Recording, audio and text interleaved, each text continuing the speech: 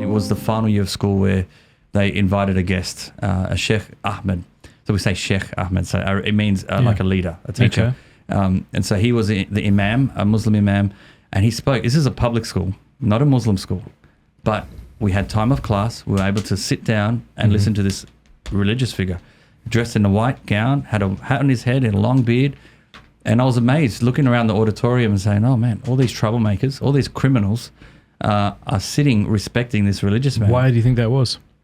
They took their faith seriously. Okay. What would I say? They were absolute fans of their faith. They took their identity as Muslim seriously. When a religious man, they will sit up and take note and respect him. Now, we never respected any teacher, let alone a religious figure. So I was sort of impacted by that. I said, wow, what does this guy have that the teachers don't have? And that planted a little seed in my mind. And then I was invited to the mosque, and that's where it went to the next level. And that guy, Sheikh Ahmed, he started questioning me. We sat down. It was interesting. It was a room in the Grand Mosque of Australia in Lakemba. Some joke it's Lebkemba, but Lakemba. And there was a room up in the back. I was invited to go in, and I saw these men sitting on the floor and with butcher's paper rolled out on the floor, and they're all sharing each other's plates and they're eating. And this was during Lent of my final school year. And funny enough, I don't know why, I asked my mum that year, Muslims have Ramadan, what do Christians have? And she said Lent. And what do Christians do? You give up meat on Friday. Okay. And that year, funny enough, I gave up meat on Friday. This was a Friday. For no other reason than that's what Christians do. I was inspired by the Muslims doing it. I did it. And so I was invited to have some salad. I did. And then some meat, and I didn't. I said, oh, no, I'm fasting. But you just ate salad. Oh, no, I'm fasting from meat. But that's not fasting. I said, what do you mean? Pansy. Well, you're eating. Yeah, that's right. Well, in Islam, we fast from sunrise to sunset. That's so water. Cool. And I said, you're eating. Clearly, you're eating. He said, that's not fasting. And then right away, he compared the two. He said, which is better, the Muslim fast or the Christian fast? Yeah. Fair Muslim enough. fast. Absolutely, that's harder. Just, and then back of my mind, 1-0 to you. You look at Islam just superficially, prima facie, it just looks like a far more masculine religion. Yeah, it looks like here are men, absolutely. Here are men and women who take their faith seriously. And of course, I guess it depends on what Muslims you're looking at. But I remember my wife and I were in New York City making our way back to the airport, and we saw some of the airport workers all doing their prayers together. You're like, there's just something masculine about that. It's very attractive. That's right. They're courageous. They're not afraid to practice their faith in public. Sometimes on the side of the highway, you'll see the rug go out and they're facing Mecca and they're praying and they're witnessing to their faith. And that's what inspired me. Meanwhile, we can't find time to do our prayers, or we give up meat sometimes on Fridays, and if we can, and we have this sort of like side of the cross. Don't let anyone see. And we have this big dispensation culture, right, in the church. Where it's like, well, it's okay. Like, well, I mean, technically, it's all these technically, so we do the bare minimum. Unlike people like Derek, he's Orthodox here in the studio today. What's up, Derek? Hey. Derek's Orthodox, so Derek's hardcore. You know how to do the Trinity, right? That's right. I love the Orthodox side of the cross. They're cool. I love them. But I mean, they fast like men, and we have so much to learn from them. Sorry, but continue. Absolutely. I totally agree. So that's cool. Okay, so you were kind of inspired by these friends of yours to be like, all right, Mum, what do we do? We fast. And then this fella's like, that's not fasting. That's right. So that was the first challenge. Right away, I was challenged. Christianity is a weaker faith right away. Yeah. We finished lunch. We sat down in the corner of this room. And then he said, okay, now my nickname, Charbel is my name, but I grew up as Charlie. And it's a common thing, a lot of Charbels, because it's an Arabic or Syriac name specifically, and you say it like this, Charbel, very hard, it's a tongue twister. Mm-hmm. And so in kindergarten, the teacher, my parents said, oh, Charbel is his name. And I went, sorry, what's that? Can I just call him Charlie? And so then Charlie was my name.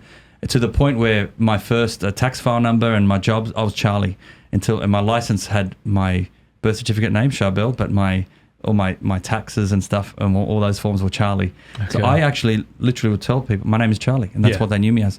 So anyway, this Muslim Imam said, Charlie, how do you Christians pray? That's how he said it. And I started reciting the Our Father. But halfway through, he stopped and he said, so you're calling God Father? I said, yes. Don't you have an earthly father? I said, yes. So he said, why are you calling God Father then? Because he's our Father. Well, you can't have it both ways. What do you mean? Well, you're putting on God human attributes. That's an insult to God. You shouldn't do that. Fair enough. 2-0 to Islam. So in the back of my mind, Christianity 0, Islam 2. I love my scoreboards. Then he said, who taught you that prayer? Here we go again. Oh, it's Jesus. And who is Jesus? Oh, he's the Son of God. Oh, so God has a son now. How can God have a son? I don't know. It's got a son. By being a father, like I told you. Yeah. I wish I had that answer. I didn't even have that.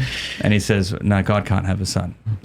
Okay. 3-0, you know? And then he said, but hold on. Isn't Jesus supposed to be God in Christianity? He said, yes. So God is talking to himself.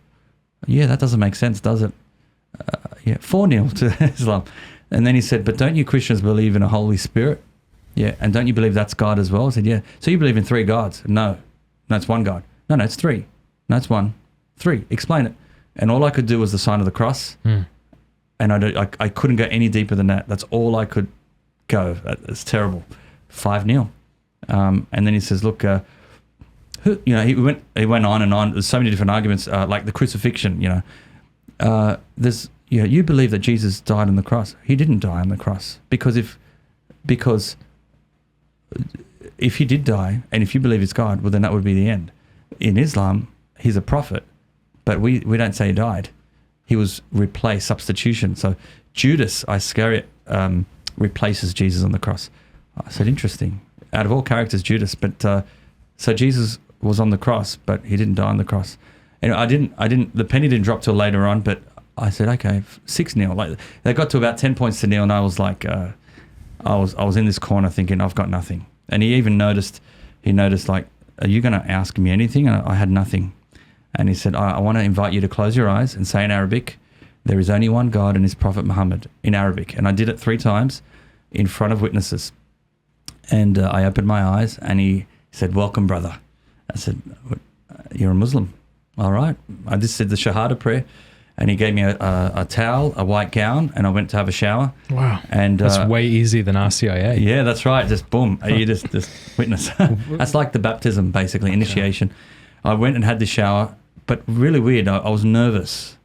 Have I just become a Muslim? Okay. I'm not a religious person, but now here I am. I'm going to leave Christianity. What's Mum going to say? I mean, surely she knew about your Muslim friends. And because I used to ask questions, and she'll give me some answers, but I never remembered them, and it didn't make 100% sense to me. So was she concerned that you were gravitating towards Islam, or was she grateful that you may have been going on a better track from someone who was not really following your Christian faith? I wonder if she did. She may have been concerned. Yeah, she did warn me a few times. Be careful, don't go too far. But she did notice I was asking questions, but I wasn't 100% convinced at the time. But then the final year, I did fast from meat in Lent. But none of us brothers, I'm one of 6 boys, and we all had the same upbringing, but none of us were going to church at the time. None of us. We just completely drifted. But I have to say, in that shower, I was moved to pray. And I didn't know how to pray except for the Our Father and the Hail Mary. And so I said it in the shower while I'm washing myself. And I'm still going. One Hail Mary. I did another Hail Mary. I did 10 Hail Marys. I did a decade of the Rosary without realizing, just coincidence. And I finished the shower. I put this white gown on, and as I'm finishing the 10th Hail Mary, I just about to say Amen, and I hear a little whisper, not through my ears, just an inner voice, not yet, not yet. Who was that? I took it off, put my normal clothes back on. Was that Our Lady? I don't know. I was addressing Our Lady at the time. I possibly. But I came out to the main area, and the Muslim man said, "What's wrong?" I said, "Look, I don't know my faith. It's not fair that I leave something I don't know. Let me investigate, and I'll get back to you. I just want the truth." And he says, "Fair enough." I said, "Pray for me. I just want the truth." He goes, "All right." But I was moved to ask one question. Finally, here comes the question. He says, "Okay, anything." I said, "In Islam, a man can marry 4 wives. How is that right in God's eyes? How can you do that?" And he says, good question. First of all, not every man can marry 4 wives. Well, then who can? Me. Well, the Prophet Muhammad could do 11, have 11 wives. But he said, only those who can treat them equally. I said, what do you mean? Well, this was the example he gave me. If you buy one a house, you buy all four a house. If you buy one a car, you buy all four a car. Whew. Okay, that's it. And he said, yes. There's got to be more to it. And then I said, you can't love them equally. You're going to have a favorite. You can't. And he says, well, does your mother love all her children equally? Now, I'm only 18 at the time. I didn't have any theology behind me, no theology body stuff, none of that. But I knew that was different.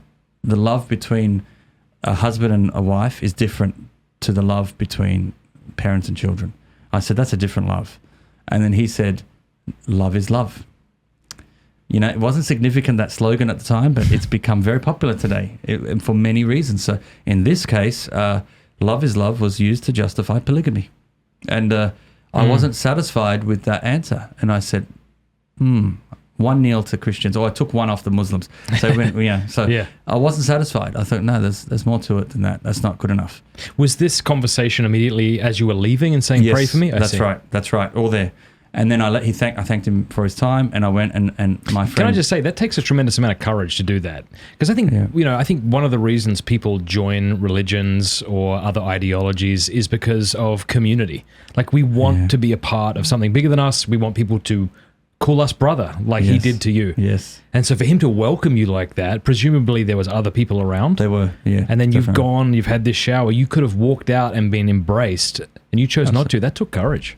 I have to point it to maybe that prayer, that little whisper in my ear, just not yet. So just like, give Christianity a chance. Don't give up yet. Just study it first. But I wasn't convinced about Christianity. I was convinced about Islam. It made sense to me. And I left that thinking, I'm a Muslim. I'm not a Catholic. I'm not practicing. I can't call myself a Catholic. And I got home. It was late from school, and my mother said, where were you? I said casually, just at the local mosque. And you can imagine, what? She gave this huge slap across the face. Oh, that's nice. Love it. Right here. And she says, you go now to Jesus and you ask him if he wants you to be a Muslim or Christian. He's in the Quran. I said, yes. So, well, if he's a prophet, well, he's going to tell you the answer, right? Yep. Go. And I love went your down. mum already. Yeah, she's awesome. Two things I know about her. She slapped you. And that's it. Yeah.